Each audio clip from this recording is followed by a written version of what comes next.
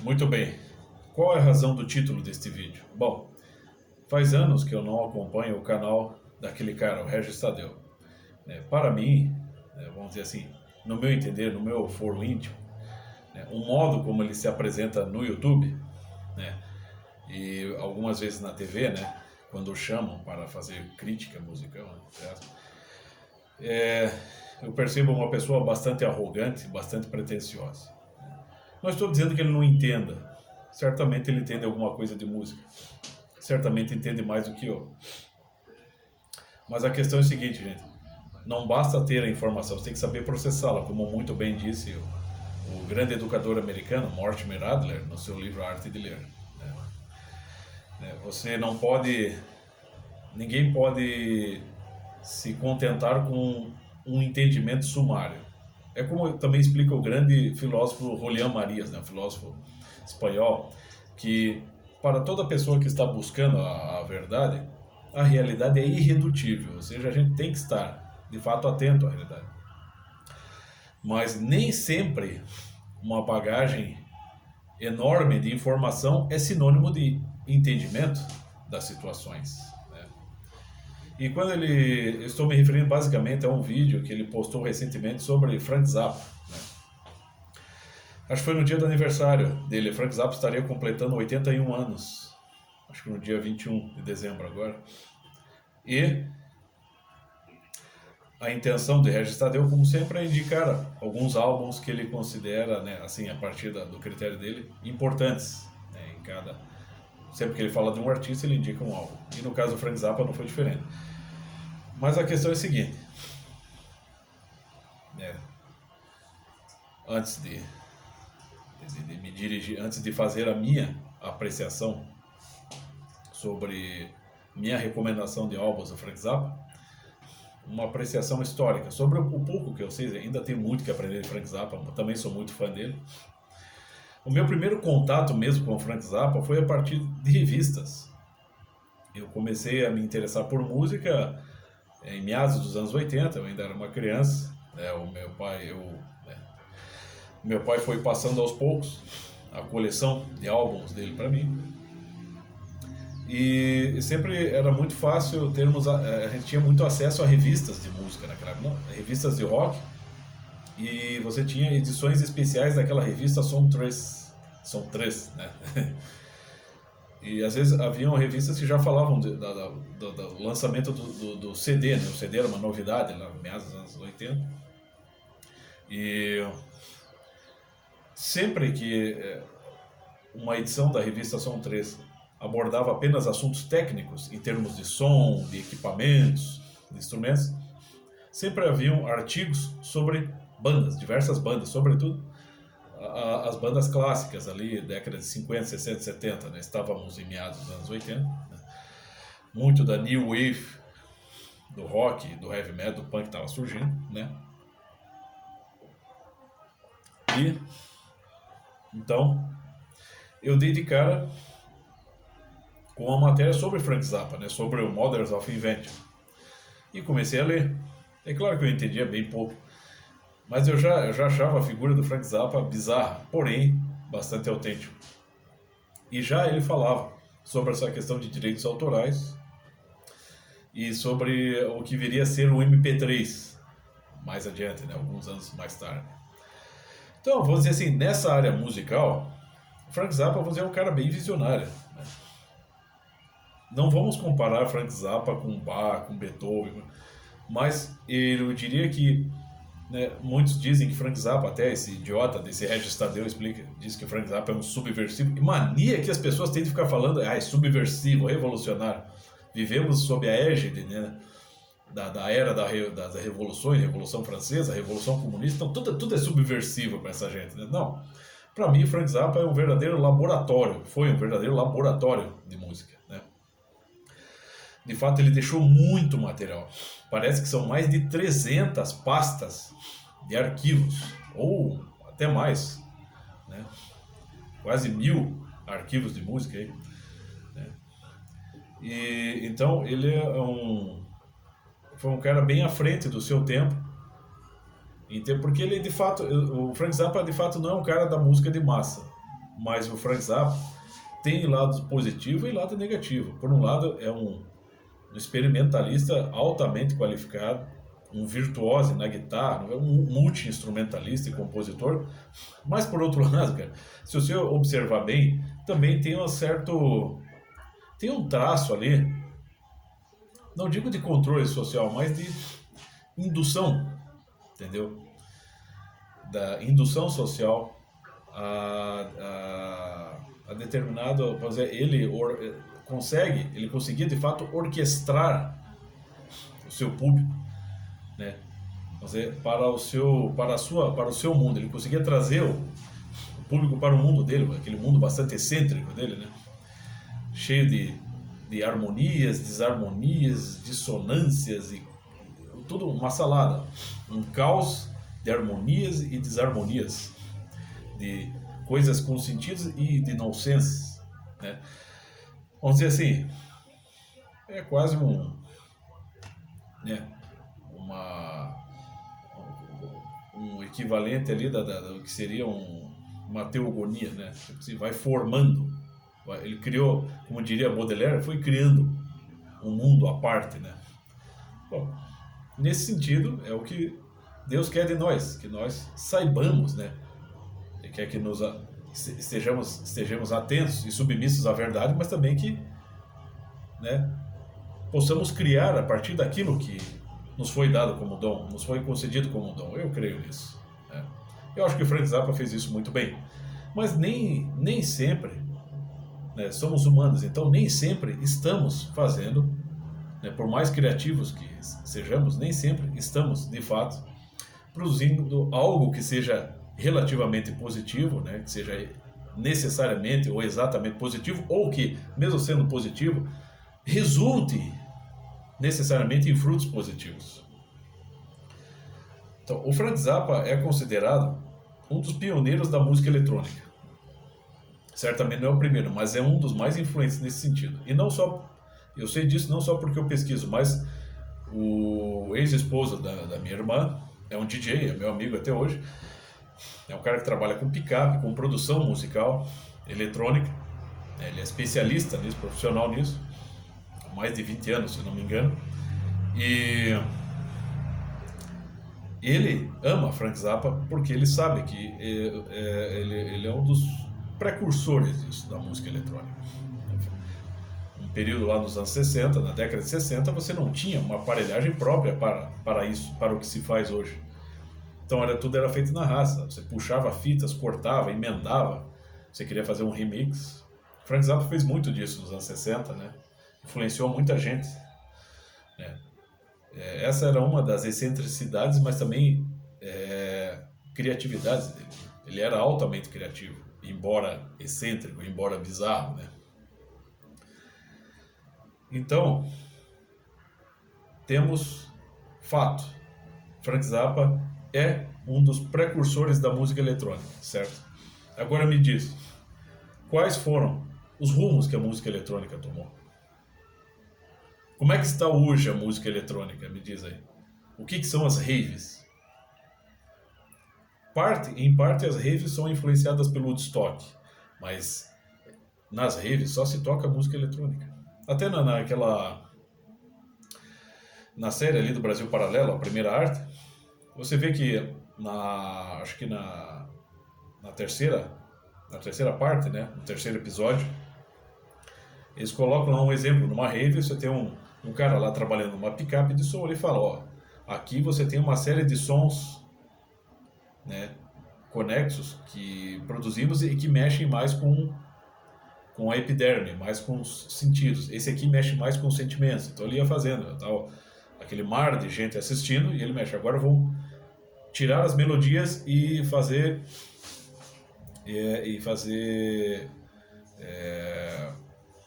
vou intensificar as batidas, as percussões e diminuir o som da melodia. Então as pessoas começavam a ficar mais agitadas. Ele diminuía a percussão e jogava as melodias mais lentas. O público começava a se acalmar. Então é uma espécie de engenharia social, se dá pela música. O Frank Zappa fazia muito isso, né, com o seu público. Porém, se você olhar hoje, os pancadões, os funks de favela, eles são exatamente um dos produtos atuais dessa influência de Frank Zappa. Você quer uma coisa que mexa mais na atualidade com a juventude do que isso? É uma coisa que tomou uma proporção até já saiu fora do controle. E a música eletrônica hoje, ela é muito mais sensualista, né? E até muito mais perversa do que era no passado. E quem começou com isso lá atrás? Frank Zappa. Só que o problema é o seguinte, daí quando você vai entrevistar um Regis Tadeu, né? Muitas vezes o Regis Tadeu foi convidado para dar a sua opinião em programas, ele está lá, ele se sente um cara muito inteligente, porque ele chegou à conclusão, por exemplo, que o Chan é uma porcaria. Bom, isso aí até uma sobrinha minha, tem 9 anos de idade, sabe? E sim, que os pancadões, os funks de favela são um lixo, não são música. Porém, né, Regis Tadeu, ao falar de Frank Zappa, não é capaz de mencionar isso. Que sim, essa é uma influência longínqua do Frank Zappa. Ele ajudou a partejar esse monstro que é hoje. Toda essa cultura de funk de favela, esse funk hoje, que é uma desgraça, de fato. Desgraça, sim. Não estou falando de opinião. Ele é uma desgraça porque ele é uma degradação. Ou até um youtuber falou assim, ó, como é que é? Dança do acasalamento aborígene. Quer dizer, é um troço que está muito longe de ser música e muito mais uma manipulação, uma espécie de engenharia social por meio de sons, né? E isso sim tem as suas origens nos experimentos de Frank Zappa. Então é claro que a coisa degringolou demais. É claro que, em parte, o Frank Zappa tem uma influência positiva pela sua criatividade, pelas inovações, até, de fato, em certo sentido, revolucionárias, mas, por outro lado, a coisa tomou um outro caminho. É aquela coisa que o professor lá fala, um cara com um cavalo comanda uma boiada toda. Mas, de repente, a boiada pode resolver tomar um outro rumo e ele não vai conseguir, ele não vai ter poder para controlar. É a mesma coisa. A coisa já tomou um rumo. Você veja a quantidade de estúdios que existem hoje. Estúdios, assim, caseiros. Qualquer um monta um estúdio e qualquer um faz música hoje. Porque existe toda uma... Se banalizou a produção de aparelhagens. E isso, lá nos anos 60, não era uma realidade, mas era uma realidade que se idealizava lá. E muita gente trabalhou por isso. Entre essas pessoas, os artistas que nos anos 60 trabalhavam a favor disso, era o Frank Zappa. Você pega, tem até numa das biografias do The Doors, o Jim Morrison já previa isso. Um show com centenas, milhares de pessoas sendo liderado por uma única pessoa com uma mesa, uma picape ali, produzindo todos os sons possíveis. Entende? Então, como é que o Regis Tadeu, que tanto ama Frank Zappa, não é capaz de perceber isso? Ou percebe, então das duas uma. Ou ele não percebe porque vive numa bolha, né, as consequências também negativas, né, da influência do Zappa, ou é um vigarista, né, que quer esconder isso. E as dicas que ele passou ali de álbuns, bom, eu discordo, porque eu acho que pegar as obras mais maduras, eu acho que o cara quer começar, cara, se você quer começar a ouvir Frank Zappa, você tem que pegar o grosso, tem que pegar o grotesco dele, que é seminal, né? Então só tem um ponto que eu concordo com o Regis Tadeu, nas indicações dele de álbum, que é esse aqui. Um dos álbuns que ele indica é o Hot Hats, né? Ele foi lançado em 69, né? Então ele tem o que, 53, 52 anos este álbum. E é considerado um dos primeiros, se não o primeiro álbum chamado Jazz Fusion, né? Em que ele funde o rock com o jazz. Então, no meu entender, os álbuns seminais do Frank Zappa são da década de 60. Porque já nos anos 70 a coisa já estava um pouco mais manjada. Ele seguiu produzindo inovações e excentricidades, mas a coisa já estava num certo domínio. Já havia domínio daquelas ideias e daquelas possibilidades por outros artistas. Coisa que nos anos 60, basicamente, o monopólio era dele, né? O experimentalismo, muitas vezes na psicodelia, né, era mais com os aparelhos, os instrumentos mais convencionais, guitarra, baixo, né? Mas o Frank Zappa, ele mexia até com orquestras, né? Então era uma coisa bastante Era bastante ousada, né? Eu acho ousada até hoje. Então, outro álbum que eu recomendo, quer começar, né, a entender Zappa, tá aqui, ó, 67, Lamp Grave. Esse aqui, para mim, é um dos precursores da música eletrônica. O próprio encarte do álbum já é bastante, vamos dizer, excêntrico para a época. Eu tenho esses álbuns aqui, eu tenho em vinil, mas eu estou mostrando CD aqui porque é mais fácil, tá uma bagunça para lá. Então, esse aqui é outro álbum seminal, do Frank Zappa. Ele é bem excêntrico, né? Basicamente, se você pegar ali a Revolution 9, Revolution 9 dos Beatles, né? A Revolution 9 dos Beatles é uma influência, é influenciado por isso aqui. Mas você tem os primeiros passos da mixagem, desse mix, que foi muito comum a partir da década de 80 e que hoje culminou no que vemos. Então, outro álbum seminal dele, ainda na década de 70, né? Seja com o Zappa, seja com o Mothers of Invention, este Uncle Man, né? Álbum duplo, repleto de experimentalismos, no mesmo sentido do Lamp Grave, né? E esse álbum aqui, ele é extremamente excêntrico, mas ele é poderosamente criativo e variado. Ele é uma monstruosidade, mas uma monstruosidade criativa. A princípio, quando você escuta, parece algo sem pé nem cabeça, né? O tema pode ser sem pé nem cabeça, mas o que ele está querendo mostrar ali é que a música é capaz de de seguir caminhos dos mais variados possíveis, talvez combinações infinitamente complexas.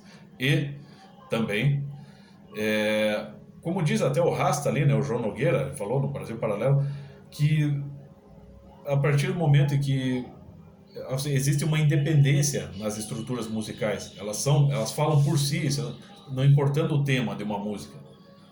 Um heavy metal, por exemplo, pode passar uma mensagem, né, em forma de letra satânica ou falar, sei lá, de torta de maçã, mas a sonoridade pesada é a mesma, né? Sei lá, aquela aura, né, aquela penumbra sombria, né, ele pode evocar só pelas notas. Então, a estrutura musical tem uma independência em si. Eu falo por mim, como eu disse, eu sou um analfabeto musical, mas querendo entender música, então faço o meu esforço. Então, nesses álbuns, sobretudo nesse, ele está exatamente, é uma espécie de laboratório de música. Testa aqui, coisa ali, remixagem aqui, ele vai encaixando uma série de sequências de sons, às vezes muito bem trabalhados, às vezes avacalhados, às vezes dissonantes, harmônicos, tudo, né?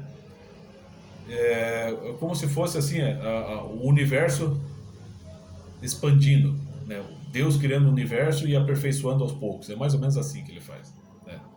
Não é isso que Deus quer? Façamos o homem, que o homem crie também, né? Então, é mais ou menos nesse sentido. Então, esses são os álbuns, para mim, né? Eu esqueci de pegar, tem o álbum de estreia dele, que já é um álbum duplo, né, de 66, né, lançado, né, em 66, que é o Freak Out. Freak Out quer dizer assim, o surtar, né? E já é também, mas eu acho ele, em comparação com esses aqui, mais fraco. E você pode pegar também o Absolutely Free, que é um protesto totalmente dissonante, mas que faz gozar. Eu penso assim, no Absolutely Free, também não esqueci de pegar ele ali. Ele faz você pensar na música e faz você pensar nas possibilidades de harmonizar a música, justamente porque ele joga vários acordes dissonantes, propositadamente, avacalhadamente, fazendo um protesto ali. E segundo, para mim, um dos caras que mais entende de música aqui, de rock, heavy metal, punk, né, a cultura de massa aqui no Brasil, a música de massa aqui no Brasil, é o Simão Pessoa, que inclusive já foi até aluno do professor Olavo de Carvalho. Eu vou deixar o texto aqui, ele tem um curso intensivo do rock, o Simão Pessoa, tem um blog dele, eu vou deixar linkado aqui o blog dele, e vou deixar esse capítulo que é só sobre o Frank Zappa, vou deixar aqui embaixo no vídeo para quem quiser inteirar-se mais. Eu acho que vocês vão perceber que talvez o Regis Tadeu não saiba ir a fundo nas coisas. Não que o Regis Tadeu seja ignorante, claro que ele entende de Frank Zappa, mas eu acho que ele não sabe ir a fundo, não sabe mergulhar na coisa, ele não sabe.